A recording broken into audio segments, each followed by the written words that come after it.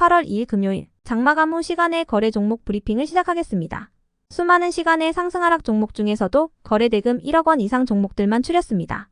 먼저 오늘 시간에 상승한 종목들을 보겠습니다. 전체적으로는 초전도체 관련주들의 시간의 상승세가 두드러졌는데요. 이 중 시간의 상한가 종목은 한양증권, CCS, 수젠텍 세 종목이 있었습니다.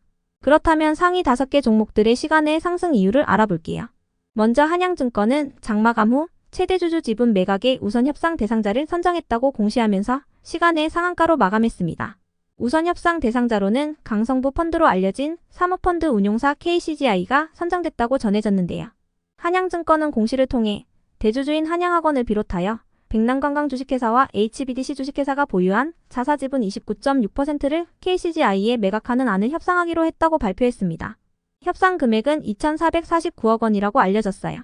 KCGI는 작년에 메리츠 자산운용을 인수한 바 있는데요. 이번에 한양증권의 우선 협상 대상자로도 나서면서 종합금융사로 도약할 수 있다는 전망이 나오고 있습니다.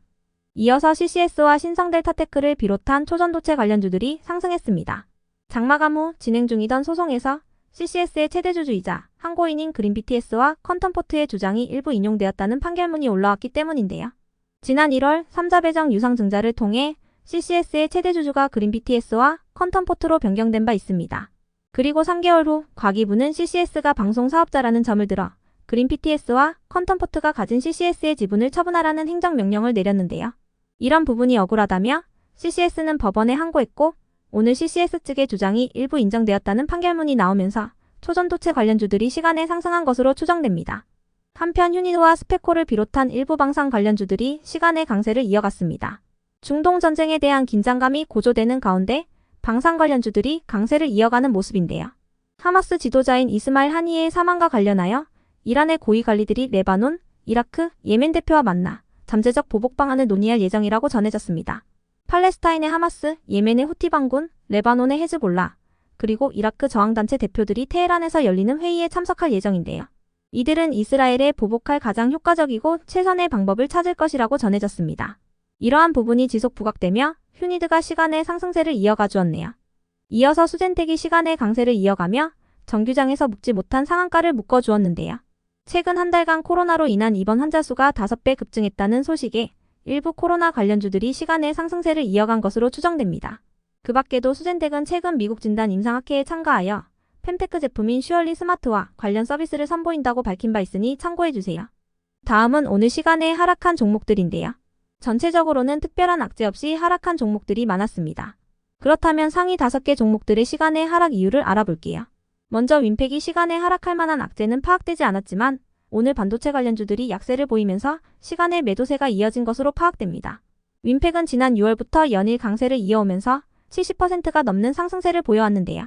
오늘 21선을 깨고 마감하면서 시간에 일부 차익 실현 매물이 나온 것으로 추정됩니다. 윈팩을 비롯한 반도체 관련주들은 어제 미국의 제조업 지수가 발표된 이후 경기 침체 우려가 나오면서 약세를 보인 바 있는데요.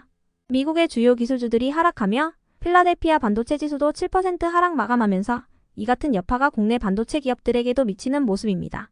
그 밖에도 미국이 이르면 다음 달 말에 중국 반도체 추가 통제 조치를 공개할 예정인 가운데 마이크론과 삼성전자, SK하이닉스가 중국 기업에 HBM을 공급하지 못하도록 하는 내용이 포함될 수 있다는 우려도 지속되는 분위기인데요. 이 같은 분위기에 일부 반도체 기업들이 시간의 약세를 이어갔습니다. 이어서 HVM은 정규장에서 방산 관련 기사가 붙어주며 상승세를 보였는데요. HVM은 6월 말에 상장 후 연일 약세를 이어오던 종목인 만큼 시간의 탈출 매물이 나오면서 상승분 일부를 반납하며 마감한 것으로 추정됩니다. 그 밖에 HVM이 시간에 하락할 만한 공시나 악재가 있던 것은 아니었으니 참고해주세요. 다음으로 엘컴텍은 오늘 주식시장이 경기 침체 우려 속에서 폭락한 가운데 안전자산임금 관련주로 상승했던 종목인데요. 국제 및 국내 금시세가 모두 상승세를 보이면서 강세로 마감했지만 엘컴텍은 앞쪽에 강한 매물대를 두고 있는 만큼 정규장 상승분 일부를 반납하며 마감한 것으로 추정됩니다. 그 밖에 엘컴텍이 시간에 하락할 만한 악재가 있던 것은 아니었는데요. 엘컴텍은 몽골자회사를 통해 금이 매장된 광고 탐사권을 보유하고 있어 금 관련주로 분류되고 있습니다. 한편 명문제약이 시간에 하락할 만한 악재는 파악되지 않았지만 명문제약은 최근 해리스 부통령 수혜주로 부각되며 강세를 이어오던 종목인데요. 어제 새벽 미국 민주당이 해리스 부통령을 대선 후보로 조기 선출하기 위한 공식 절차에 들어갔다는 소식이 있긴 했었습니다. 다음 주 월요일까지 진행되는 투표가 마감되면 해리스 부통령은 민주당의 대선 후보로 공식 선출되게 되니 참고해주세요. 한편 SG는 최근 우크라이나 재건 관련주로 7월부터 100%가 넘는 상승세를 이어오고 있는 종목입니다. 포스코 인터내셔널과 우크라이나 아스콘 사업을 함께하기로 했다는 소식도 있었어요. 그런 SG가 시간에 하락할 만한 악재가 있던 것은 아니었는데요. SG는 연일 급등세를 보여오며 이번 주 화요일부터 투자 경고 종목으로 지정된 가운데 금요일 장마감을 앞두고 일부 차익 실현 매물이 이어진 것으로 추정됩니다. 끝으로 전일 시간의 등락률 탑5 종목들이 오늘 어떻게 되었는지 추적해보고 마치겠습니다.